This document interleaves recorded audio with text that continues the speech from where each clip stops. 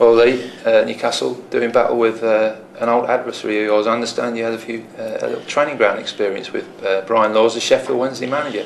Yeah, well, we're going back to Scunthorpe United days now. Yeah. Obviously, that's where I started applying my trade. When Scunthorpe were in the bottom division, obviously he laid all the foundations for what Scunthorpe United have got now. So some good memories of Brian Laws. I mean, back then he actually got the local press involved and said, well, why don't you come down and train with the players, and then you see how hard it is, sort of thing. And he certainly put me through. I think I called in sick that day myself, to be honest. I felt sick by the end of it. There's a lot of running, but no, I mean, it was definitely something that's unthinkable now. You wouldn't get that at Newcastle United. No. I couldn't see Chris Hughton welcoming us onto the training pitch somehow, but that's what sort of Brian Laws does.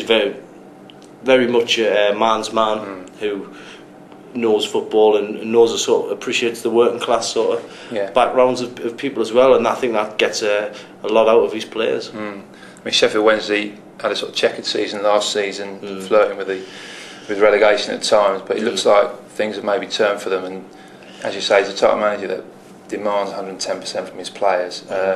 And of course, he'll be absolutely busting their gut to put on a show at St James's. Absolutely, and you know, having covered Scunthorpe for them 2 or 3 seasons, I certainly know the way he sets up his teams, and they will fight all the way to the bitter end. And you know, there's no, they'll do whatever they need to do to get a result. You know, and while Sheffield Wednesday is a big sort of club mentality, I think that's what he's drummed into the players that are there at the moment. Is that we're not the big club we'd like to think we are. We're in the sort of second tier of English football, and he'll definitely be coming up here for to look for a scalp, which is now becoming a bit of a cliche. Yeah, I mean, the good thing is that you know, Newcastle's players should be able to play up to the atmosphere as well. We were worrying at the start of the season or through the summer, about huge empty spaces and gaps at St James's, but there's every likelihood that the crowd could push towards 40,000 on Wednesday. It's going to be one of those special midweek night atmospheres because Sheffield Wednesday will bring a few.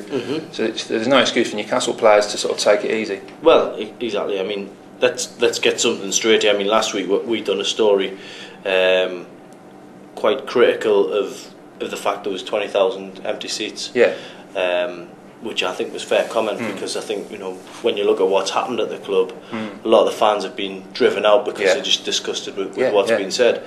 The other flip side of that is that you're still getting 37,000 to 40,000 people who are turning up and putting their sort of hard-earned money into the club, and that just shows you what the club actually means to people over here. So, a bit negative that there is a few empty seats, but on the positive side, there's still a phenomenal show of support. I think it's just we're paying tribute to the fans that are turning up, rather than excusing what has caused the stayaways to stay away. But certainly Wednesday should be a proper old style midweek atmosphere. Absolutely. And the way Newcastle are going, the show, it wasn't just the goals on Saturday. I thought they played with that real sort of desire, a fair bit of panache as well. But the energy they showed.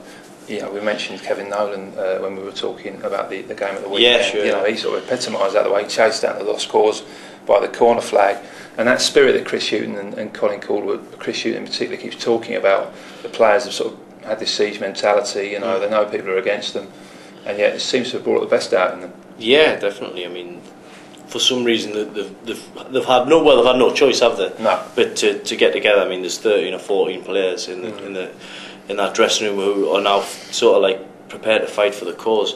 There's a lot of youngsters in there as well. If you looked at the bench on Saturday, it was like kindergarten. It was very much so, and the more players that keep moving out, the closer these lads. I'm talking about people like Ryan Donaldson. I'm talking about Kazengulu Oluwa. They're going to get closer and closer to the action, and Kazenga even got on, didn't he, against Reading, and it's an opportunity for them, but it's also a baptism of fire. Yeah, I mean, that's one of the sort of the straws to draw, the comforts to draw from actually dropping down the division, and the mass exodus is that you'll actually end up with players who want to play for the club. Definitely. And there was obviously certain people last season that you couldn't necessarily say that about. So, but they're certainly going to need to be pulling together all 11 and the subs who come on Wednesday, because I have a feeling Mr. Laws will be ensuring it's a tough old battle. Yeah.